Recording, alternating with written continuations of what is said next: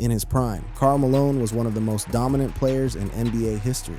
Looking at him, I maybe got to put a little more respect on Karl Malone's he was a monster physically. Career. And he's like the third leading scorer all time or something. Yeah, you can't take nothing away from his game. However, his legacy has been permanently stained by what he did in 1983, impregnating a 13-year-old girl at age 20, escaping prosecution, and dismissing all questions with 3 words: "I don't care." This is how Karl Malone reacted to his sentence.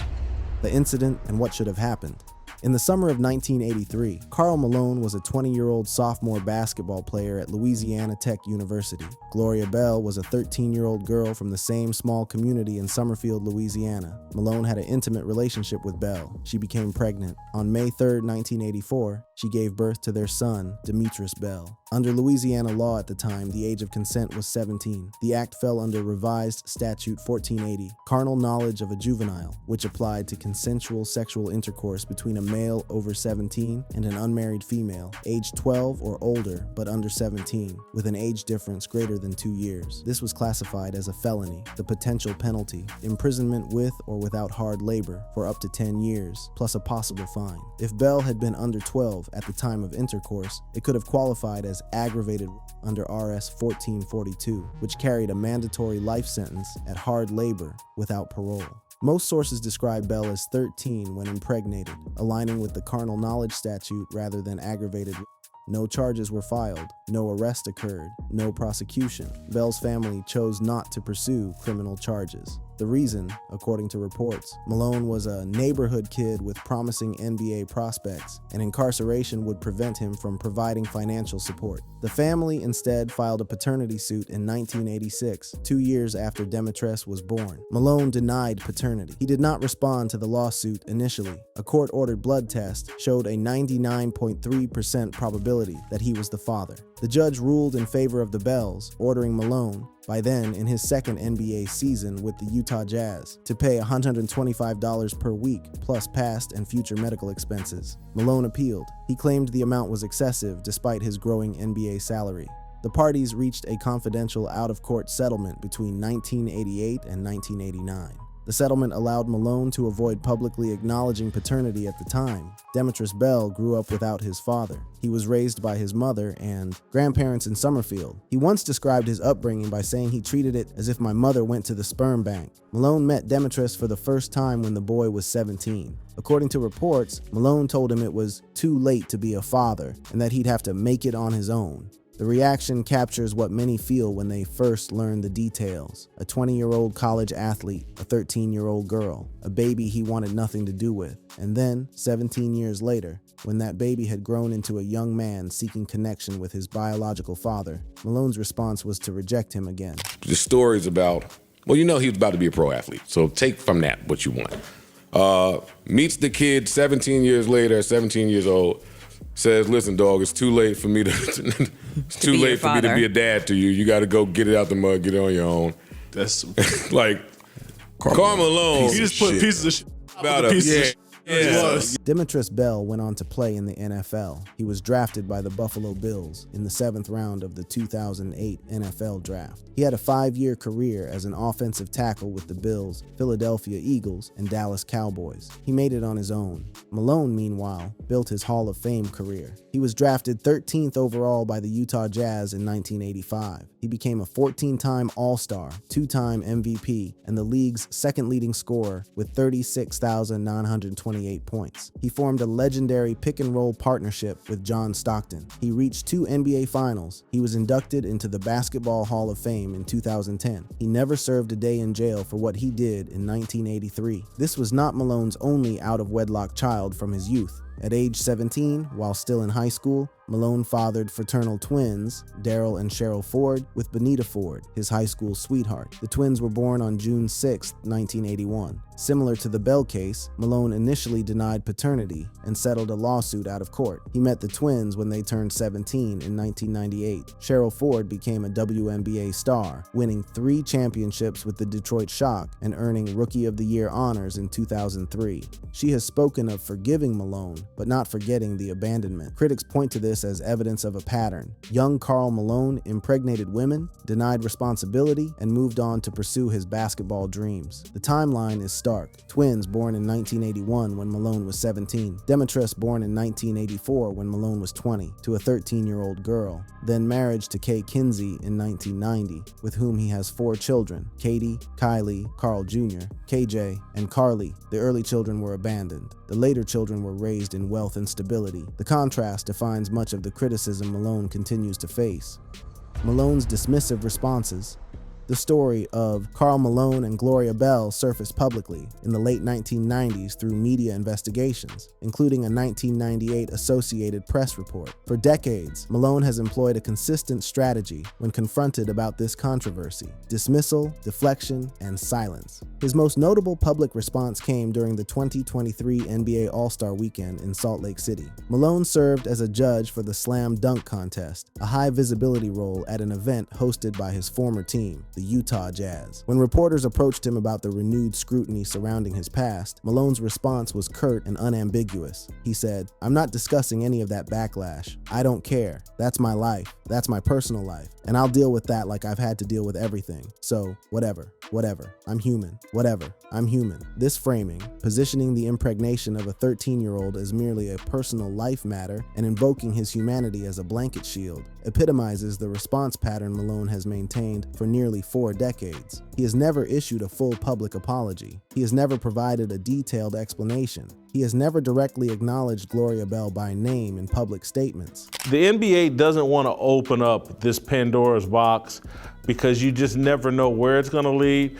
Athletes operate, great athletes that have the kind of talent Karl Malone was blessed with at an early age, they operate in a totally different sexual universe than the rest of America. And that's why the NBA can't single out Karl Malone and push him to the side, because there's 10 other all-time greats that have something nearly as shady, just as potentially criminal as Karl Malone. The responses from media observers have been scathing. Salt Lake Tribune columnist Gordon Monson criticized the league for featuring Malone at All-Star Weekend, stating that being an NBA legend doesn't wash that away. Monson also recounted attempting to interview Malone about the controversy. Malone avoided him entirely. Rolling Stone magazine described Malone's actions as statutory rape and absentee fatherhood, arguing he was unfit as a league ambassador. The publication labeled him creepy and called for the NBA to distance itself from him permanently. That speaks to the difference between the NBA and NFL. How? Because Michael Irvin got straight dropped off of everything in the NFL. Off of an accusation of harassment. Not even physically touching anybody. They wouldn't let him be a part of none of the festivities. Karl Malone out there, like, it's proven that this is your kid. There's progeny running around that is proof of the act of rape. You get what I'm saying? Like, that's a big difference. You a dunk contest judge. You right here on the screen. Insane. Smiling. The lack of accountability extends to social media interactions. On X, formerly Twitter, discussions consistently highlight Malone's nonchalance. Users quote him directly and react to his indifference as evidence of zero remorse. In earlier instances, Malone has expressed some regret, but only indirectly. In 2018 interviews, he admitted he didn't handle it right with his older children, including Demetress. But "didn't handle it right" is a phrase that could apply to missing a birthday party. It is not the language of someone grappling with impregnating a child. The pattern is clear. Acknowledge nothing, apologize for nothing, explain nothing. When pressed, invoke privacy. When cornered, invoke humanity. When scrutinized, disappear. The formula has worked for Malone for nearly 40 years. Additional controversies have compounded the scrutiny. In 2004, while playing his final NBA season with the Los Angeles Lakers, Malone allegedly made inappropriate comments to Vanessa Bryant, Kobe's wife, about her heritage and appearance. The incident strained his relationship with Kobe and added another layer to his reputation. The family's defense. While Karl Malone has maintained his wall of silence, his children have stepped forward to defend their father. Their responses present a complicated portrait, acknowledging a mistake while emphasizing reconciliation and present-day family harmony. Karl Malone Jr., known as KJ, released a video in 2020 after the Last Dance documentary sparked renewed discussion about his father's past. His defense was passionate, emotional, and revealing of the family's internal perspective. How y'all doing? My name's KJ Malone. I mean, I'm probably gonna get a lot of backfire for this. My mom's probably gonna get mad at me, but at the end of the day, I mean, I'm just doing this for my family and, you know, just standing up for my dad. After, you know, last night's episode of Last Dance, you know, it showed how great of a player my dad is, but people don't want to see that. People want to look at his past. You know, he made a mistake, but at the end of the day, he's still a great dad. KJ emphasized that Demetris Bell is now part of the family. He stated that Malone is active in all of his children's lives. He positioned the ongoing criticism as something that hurts not just his father, but his mother, Kay Kinsey Malone, whom he described as the rock of the family. The son's defense continued with specifics about the family's current dynamic. The framing is notable. He still takes care of Demetrius. Demetrius is my brother. I love him to death. I mean, my dad's a part of all of his kids' lives, and people want to think he's not, but I mean, he literally does anything for us, and he'd take his shirt off his back for anybody. That's just who he is, and you know, it's just all that stuff that people say about him just takes away from what a great player he was and what a dominant player he was. He made a mistake. This language, echoed across family defenses, reduces the impregnation of a 13-year-old to an error in judgment, a youthful indiscretion, a bump in the road that has since been smoothed over by time and family bonding. Karl Malone's daughter appeared on Kwame Brown's show in 2023 to address the backlash that resurfaced after Bomani Jones brought up the controversy on HBO. Her defense centered on the passage of time and the concept of moving on. I was telling people how you guys have moved on from that. You and your brother have a better relationship with him. Can you kind of tell your feelings about the situation? I'm just like Chris Brown and Rihanna said, first off, it ain't nobody's business. Like, everybody has moved on. That son was actually with us in Utah this weekend. That was brought up and everything. It's just that everybody has moved on. That was 40 years ago. Everybody has moved on. That was 40 years ago. Nobody is perfect. These phrases became the central pillars of the daughter's defense. She pointed to Malone's grandchildren, some now old enough to comprehend the controversy, and the toll the recurring backlash takes on the extended family. Nobody is perfect. And we see on the thing all the time, people attacking us all the time. We got kids that are young now, and 7, 8, 9. One of his oldest, which was with us this weekend, is 12, almost 13. This stuff keeps coming up, and we have he has grandkids that's old enough to understand and comprehend. Like we said, everybody has moved on. That was 40 years ago. He made a mistake. His son is not a mistake. He loved his son, but everybody has moved on. The daughter also raised the issue of race, suggesting a double standard in how black men are treated compared to white celebrities with similar histories. Do you feel like they don't ever let black men specifically move on from the things they've done? No, ain't nobody harping on all the stuff the white men have done. It's a plenty of celebrity white men out here that has made mistakes in their life too, but we're going to talk about that for a few months and we'll move on. But why every time dad is on like the big stage, so to speak, or being honor for something, this has to be resurfaced. Like, it was 40 years ago. Move on, people. The argument extended to specific comparisons. The daughter pointed to white celebrities whose relationships with underage girls have been largely glossed over by history, suggesting that Malone faces disproportionate scrutiny because of his race. He said that they don't talk about Elvis in his past with underage girls. The comparison to Elvis Presley, who began a relationship with Priscilla Beaulieu when she was 14, is an attempt to contextualize Malone's actions within broader cultural patterns, but context does not equal absolution. Demetris Bell himself has also defended his father publicly, describing Malone as a great dad now, and emphasizing their reconciliation around 2014. By 2018, they were reportedly speaking nearly every day. Malone reportedly continues to support Gloria Bell financially as well. And we're going to stick by him, we're going to support him, we're going to love him, and we don't give a damn what nobody else say or think. we're okay. We're good over here. Y'all can continue to be miserable and play and talk and bully people from behind the internet. We're good. Everybody is good over here, okay? It ain't your business. The family's position is unified. The past is the past. Karl Malone made a mistake. He is reconciled with his children. He is a good father now. Why can't everyone move on? But the framing raises uncomfortable questions. Can the impregnation of a 13-year-old be reduced to a mistake? Is 40 years enough time to wash away statutory rape? The family presents forgiveness as the answer. Critics argue that forgiveness is the family's right to offer, but it does not obligate the public to forgive. And I mean, I don't know how people are gonna react to this, but I just want to let y'all know, like, my dad, he's a great person, and I'm just tired of seeing my mom hurting with all this stuff. My dad hurting.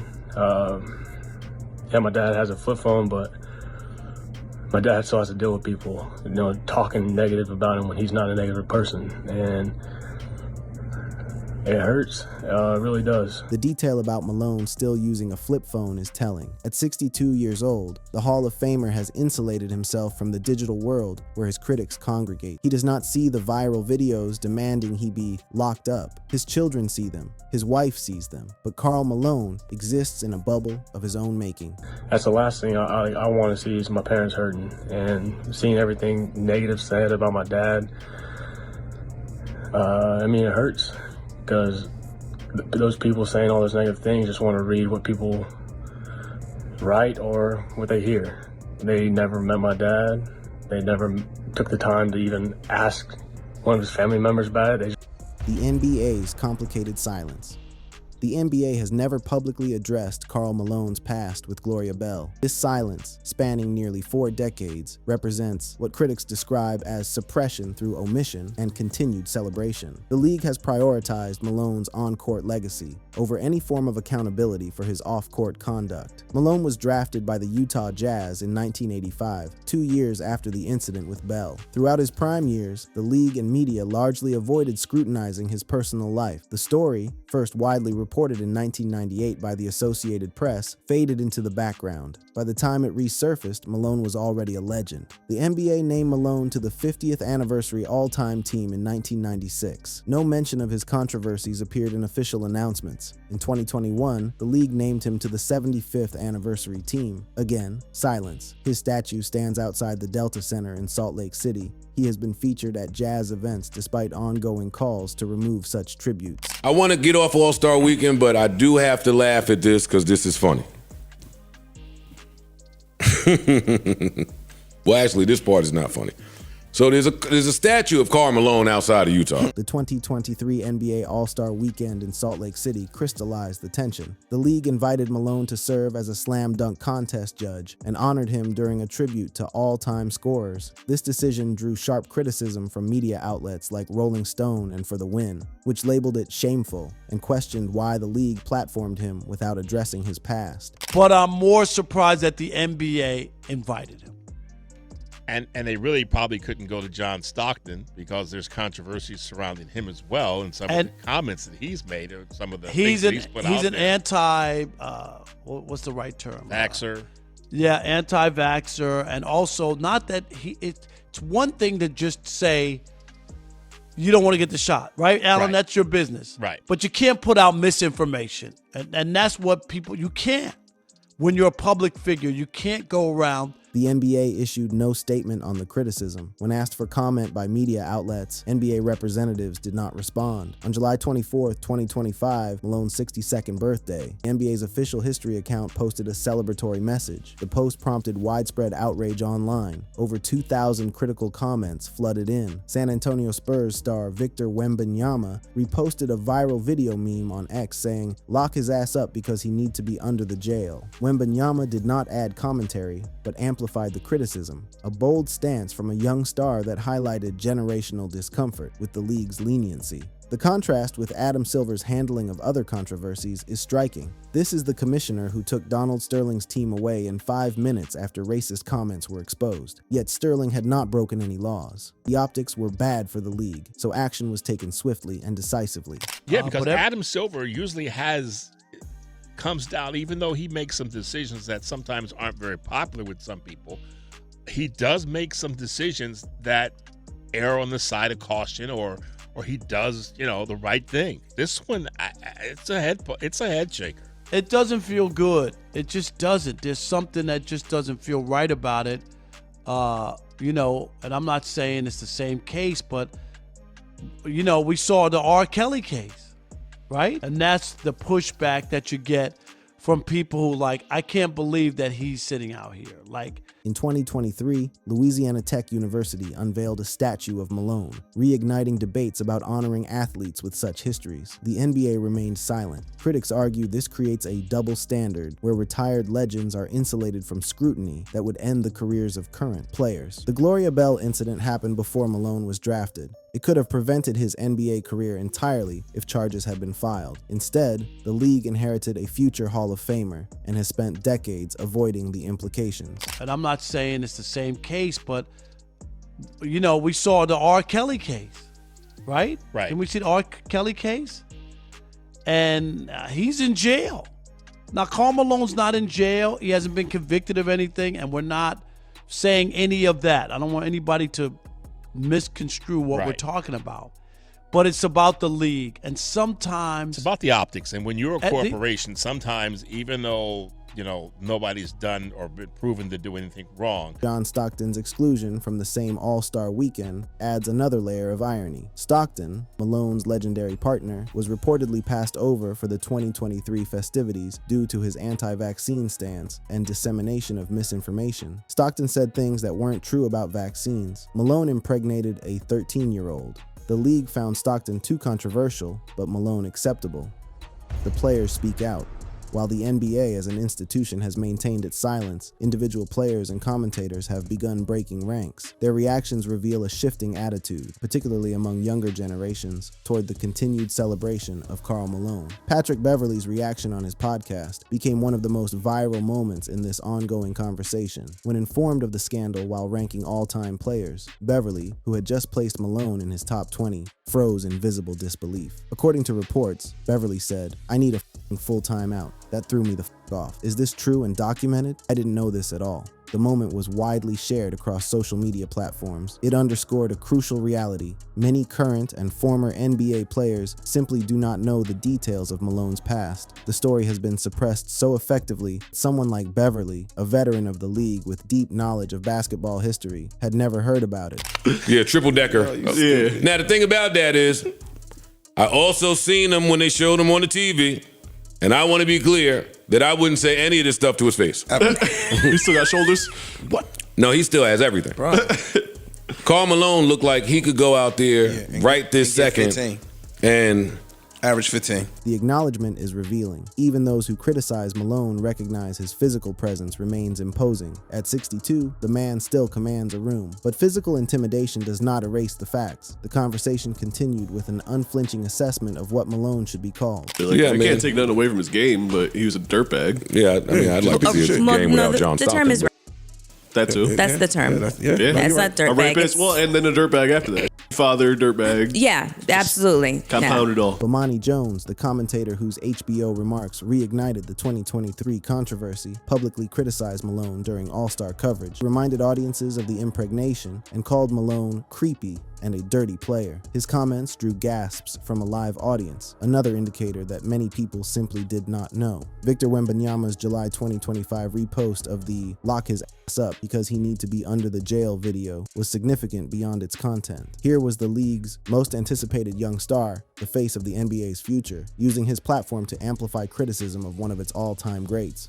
Wembanyama added no commentary, but the message was clear. The new generation is not interested in protecting old legacies built on suppressed scandals. LeBron James, notably, has never directly addressed the controversy. When he passed Malone on the all-time scoring list in 2022, James spoke positively about Malone's on-court longevity. The silence from the league's current biggest star perpetuates the status quo. It's 6'11", built like a brick house, dog. Ain't nobody gonna say nothing about it. He can smell like dog. You talking about stink?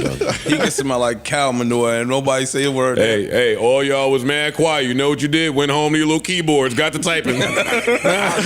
Exactly. The lack of a broader player revolt may stem from several factors. Malone's retired status, the NBA's culture of separating on-court achievements from personal failings, and simple ignorance of the facts. But the isolated reactions from players like Wembanyama and commentators like Beverly and Jones signal a shifting tide. The statute of limitations has long since passed. Gloria Bell cannot seek criminal justice. Malone will never serve time. But the court of public opinion remains open, and with each passing year, more people learn what Karl Malone did in 1983. That's gotta be super awkward to like be forced to stand next to somebody you know like has this stink on them, and then it's gonna come up because that's just the world that we live in now. Malone is 6'11", built like a brick house, dog. Ain't nobody gonna say nothing about it. The generational divide is the most significant development. Players like Victor Wembanyama, born in 2004, 20 years after Demetrius Bell, are not bound by the same deference to NBA legends that characterized earlier eras. He's a great player, is no longer sufficient cover for he impregnated a 13-year-old. Karl Malone's legacy will forever be complicated. 36,128 points, 2 MVP awards, 14 All-Star selections, 1 13-year-old girl, no jail time, no apology, no accountability. Whatever, I'm human. That is Karl Malone's reaction to his sentence, the sentence he never served. Thank you for watching. If you enjoyed watching this video, click on one of the boxes playing on your screen to watch more similar content.